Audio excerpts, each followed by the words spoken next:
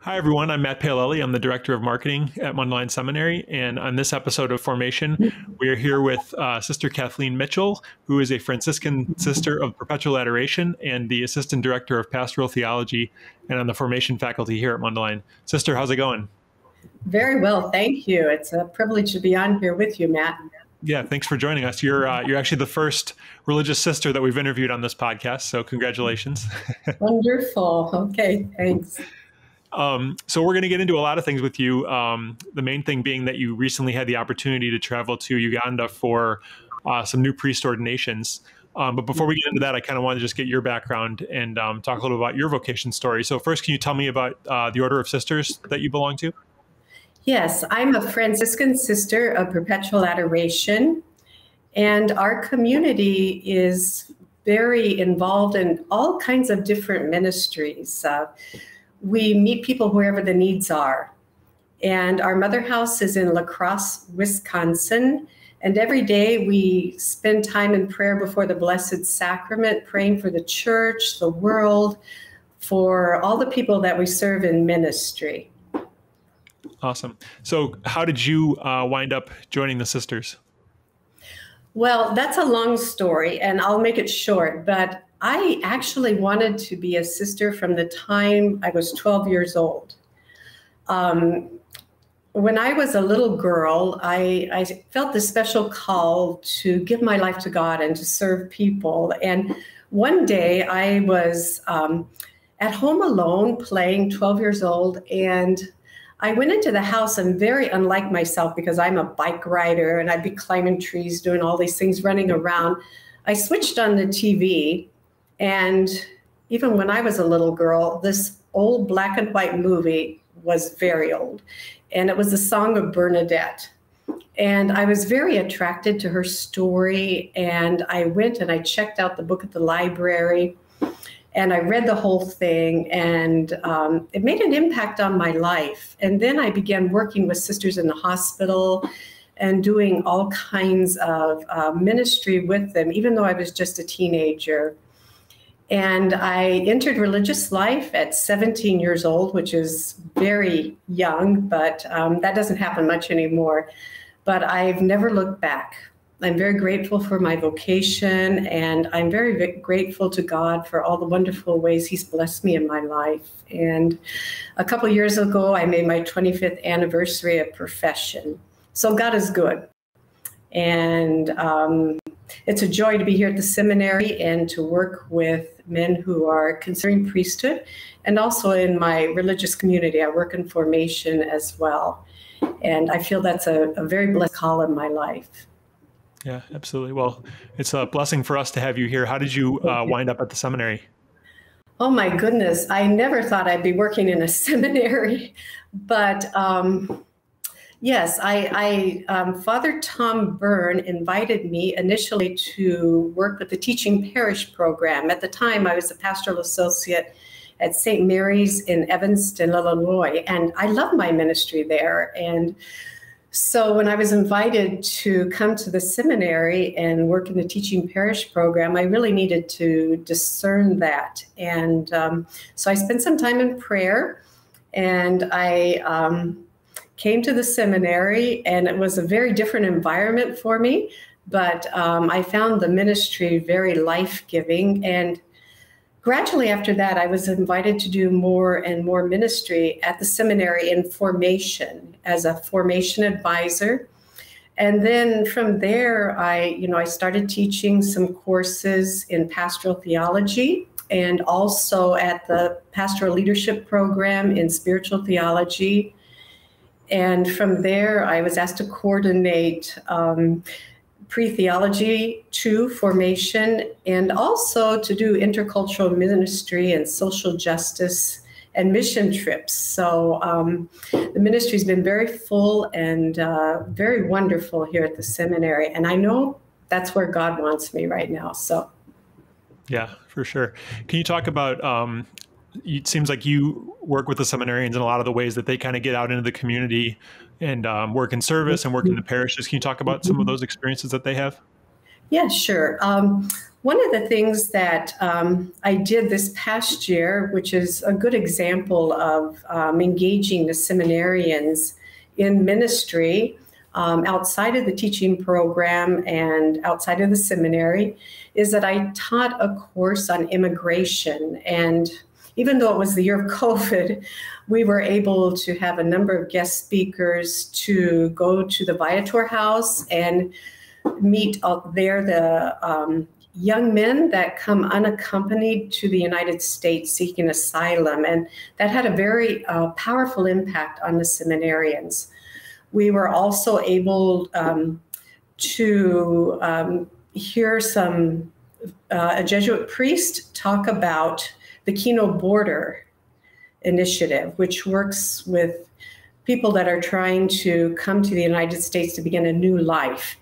And so this year we have planned, as part of the immigration class again, to actually bring the seminarians over one of their long breaks to the Kino Border Initiative and to do ministry there with the migrants. And also we will be going to Peru this year and doing some other ministries here in the Chicago area, so that the seminarians are introduced to these varied ministries and to working with men and women from other cultures. This is a very important part of their formation, because they have these encounters with people, and many times that there's a real change of life there. And it takes them sometimes out of their comfort zone. But this encuentro, as Pope Francis calls it, is very important in our faith journey and in our global world.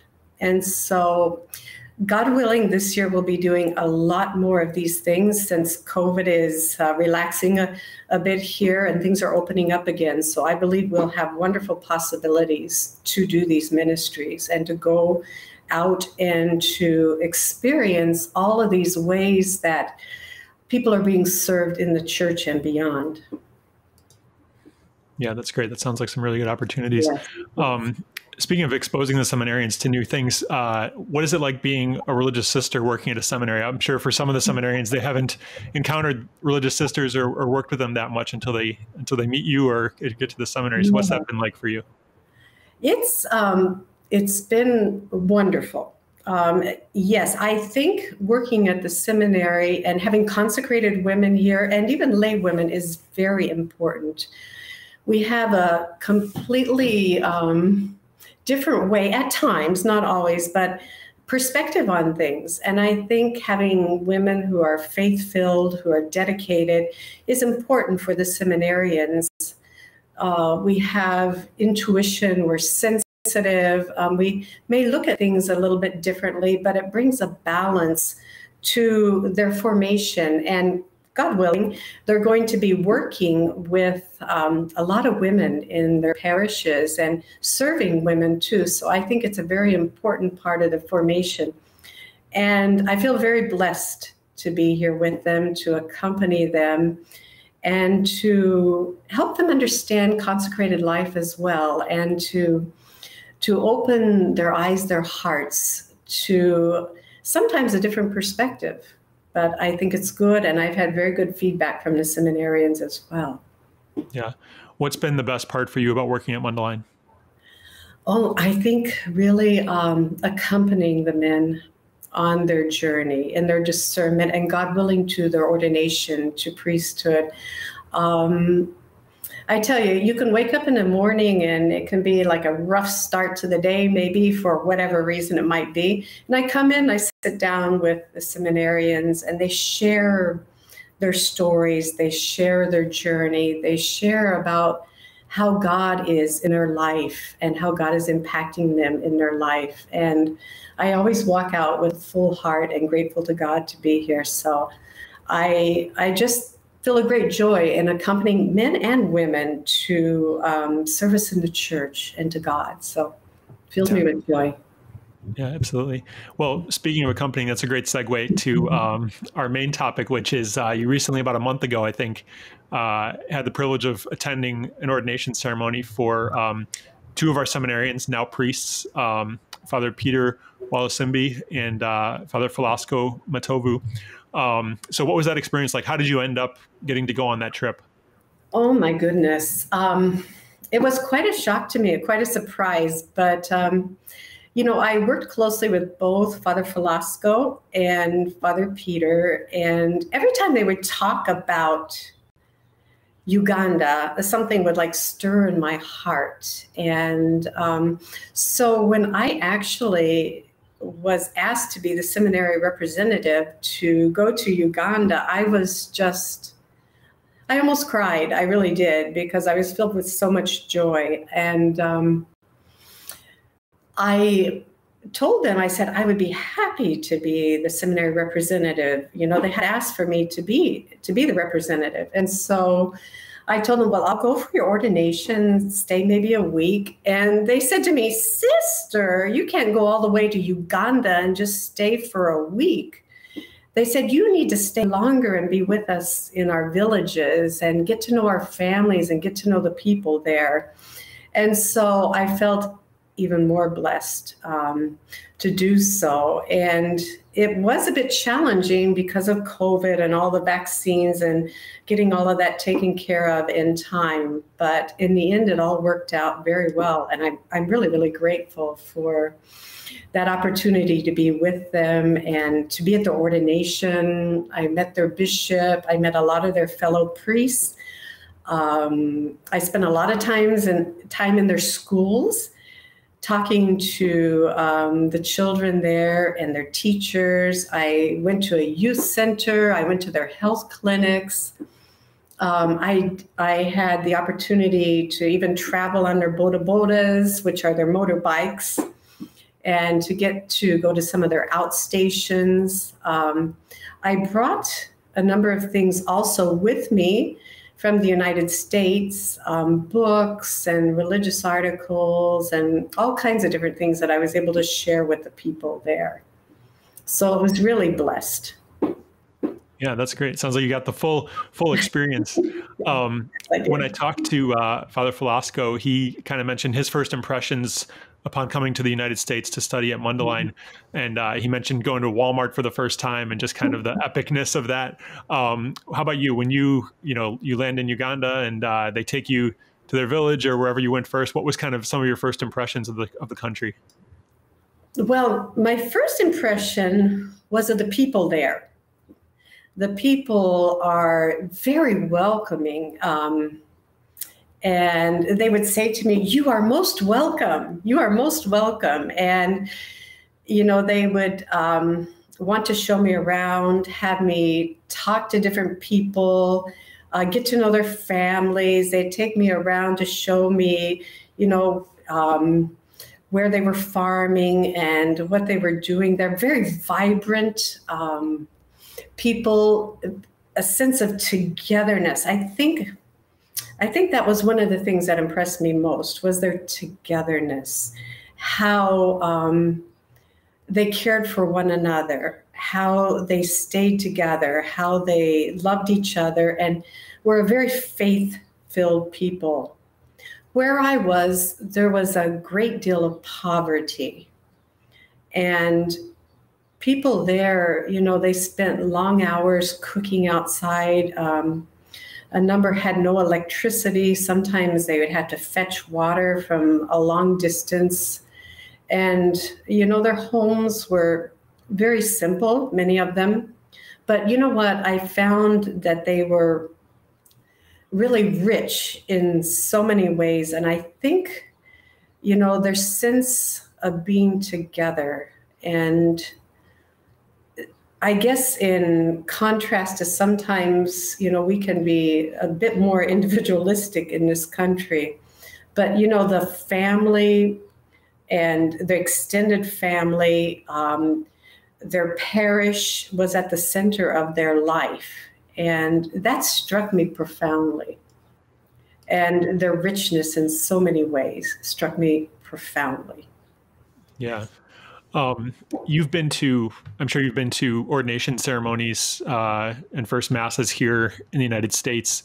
So what was that experience like, given their faithfulness and the joy they find in their Catholic faith? What was that experience like there, and how did the Catholic community respond to having new priests?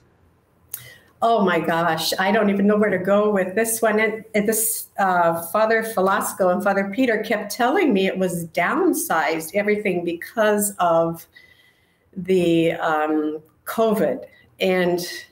But my experiences were like their first masses, for example, the people were singing, were dancing. They had just beautiful offertories, and they came up with all their gifts. They brought them. They even brought up matoke, which is like the plantains that they grow there. They brought up, chickens even, and that made an impression to me. A little bit of a funny aside with this. I was at Father Falasiko's first mass, and I was sitting there, and they were dancing and drumming and singing and bringing things up into the offertory. And I looked to my side, and I saw a chicken coming up. And I said, "It's chicken." And so they brought it up, and Father Falasiko graciously took it. And a couple of days later, I said to him, "Father Falasiko, whatever happened to that chicken that was brought up at the offertory?" And he said to me, "Sister, you seem to be enjoying it at dinner a couple nights ago." And so I was laughing, but sincerely, they brought up their gifts to God, what they grow, what they cherish. They brought up their gifts of dancing and singing, and the masses and the celebrations after were just remarkable because of the joy that they have in their faith and their desire really to be together there to celebrate. And they were overjoyed at having new priests. When we came into the village, Father Falasiko's village, the people were outside, they were dancing, they were drumming, they were shouting, they were welcoming him, and I felt just blessed to be a part of that in so many ways. Yeah, I saw the video of you dancing with the school children. It seems like dancing is just a perpetual thing over there in Uganda. I don't even know how I got in with all those children dancing. It was just, I don't even remember. But before I knew it, I was out there, and, they were so happy and so joy-filled, and everything about them said that, Yeah. Yeah. Can you talk about the church itself, the Catholic Church, and just the structure of it? You mentioned the outstations, and just kind of what's the structure of the church there compared to the United States? Oh, yes. I went to a couple of the outstations, and one of them was in Father Peter's village. And it was a very poor church, but rich in so many ways again. And when we went to Mass there for Father Peter's first Mass, the people were waiting in line to go to confession. Mass was at 9:00, but people were very patient. There was a line because originally they were only seeing a priest once a month, but happily they're going to have someone going every single week, a priest there for the people there. And there were baptisms. There were 10 baptisms at the Mass that I was there for. And I know from talking to to different priests, I actually met a number of priests while there, that some of the parishes have like 50 outstations where the priests are asked to go on weekends. And so many times they take a boda, that motorbike, and they head out to an outstation and visit the people in these remote rural villages there. And so that's just a normal part of priesthood there in Uganda. And the people there are welcoming and waiting for the priests. And, a lot of these priests have to travel on these motorbikes on unpaved roads in thick mud. I know I was on a boda a few times in that thick orange mud from Uganda. And but people are very patient. Like, they'll help you get out of the mud. They'll help you get back on the motorbike if you have to get off and walk for a while. People travel long distances, walking any way they can to get to Mass and to receive the sacraments there. And so it's hard work. Their pastoral ministry there is not easy, but all of the priests that I met there, and I've been in communication with Father Francis and Father Peter, they say it's challenging, but it fills them with joy. And so those outstations are very much a part of the priest ministry in Uganda, in the areas that I was. And I think overall. Yeah, it sounds like a good opportunity to not take for granted what we have here, where you've, especially in Chicago, where you've got a church every couple miles. Oh my gosh. When I came back, I was like, oh my gosh, it's just such a contrast. There's so much the same, good people, but the contrast in, the way the parishes are there. Yes. Yeah, for sure. Can you talk about, you mentioned a word that people were calling you throughout your time there. Can you talk about that and what your experience was with that? Yes. When I first went there, people would come up to me, especially children, or if I was on a motorbike, they'd be calling out, Mzungu, Mzungu. And I was like, what is that? And they would come up to the car if I was in a car. And, to be honest, when I was in Uganda, I often just forgot I'm white.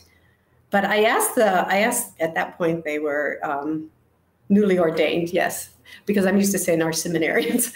I said, what is this Mzungu? And they burst out laughing, and it means white person.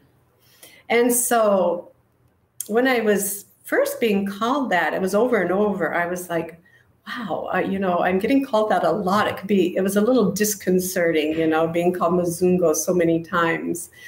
But then I began to reflect on it and think about it. And I realized that these people were so happy to have a white visitor there. And that's something that doesn't happen a lot in the villages.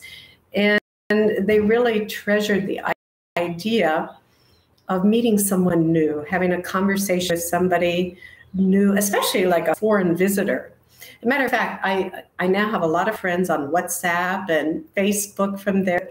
They genuinely were interested in getting to know me, and maybe having someone they could be a long-term friend with that isn't from their country, that's new and different.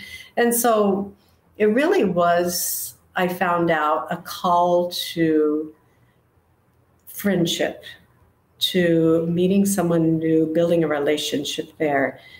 And the people in Uganda really have relationships at the center of their lives.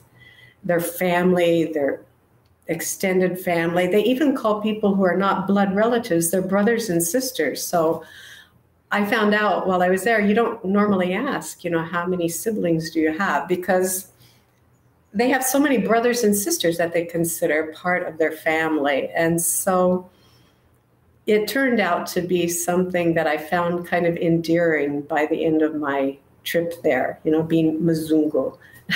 So I'm a grateful Mzungu. There you go. Yeah. Well, this sounds like it was just an incredible experience. And as we wrap up here, how did it feel for you, as a Catholic, but also as someone who works at the seminary and is helping to form these men who go on to become priests and, in this case, serve across the country or around the world, really, and have an influence there. And you can say, you put your stamp on them in your own way through your work at the seminary. How does that make you feel? I was really overjoyed. There were so many times there where I was almost moved to tears, just seeing these young men that I had been working with and seeing where they were going to serve. It was a trip that really changed my life. And I'm profoundly grateful for the experience to be there with them. And I really hope, one of my desires is that at some point we can bring groups of seminarians there to be in to see the mission that they have there, to go to their schools, to see the work that needs to be done, to help educate them, the children there who have so little in the villages, to see their health clinics, to get to know the people, to have those encuentros, those encounters with people there, to see, the young women who are being trafficked, because they don't have a future there. And so right now, what I'm trying to do is work on some grants to help in the villages there. And I want to share this experience with others at the seminary. I want to share this experience with others in our church, because we're a global church, and we're brothers and sisters. And I want that to be our experience here at the seminary, that we're brothers and sisters, no matter where we come from, no matter where we're born, and we're on this journey together. And so it was one of the biggest joys of my life to be there. Really, I am very, very grateful. Yeah, well, I don't know that I'll ever get to Uganda, but I really appreciate you sharing your story and kind of just the profound witness that you had going there. So thank you for that, and thank you for your own vocation and all your work at the seminary. It's really appreciated, and it's a blessing to have you as part of our community. Thank you, Matt. It was a blessing to share a little bit about this wonderful experience. And just two of our seminarians, they're all wonderful men that are preparing for priesthood. So it's a joy to be here.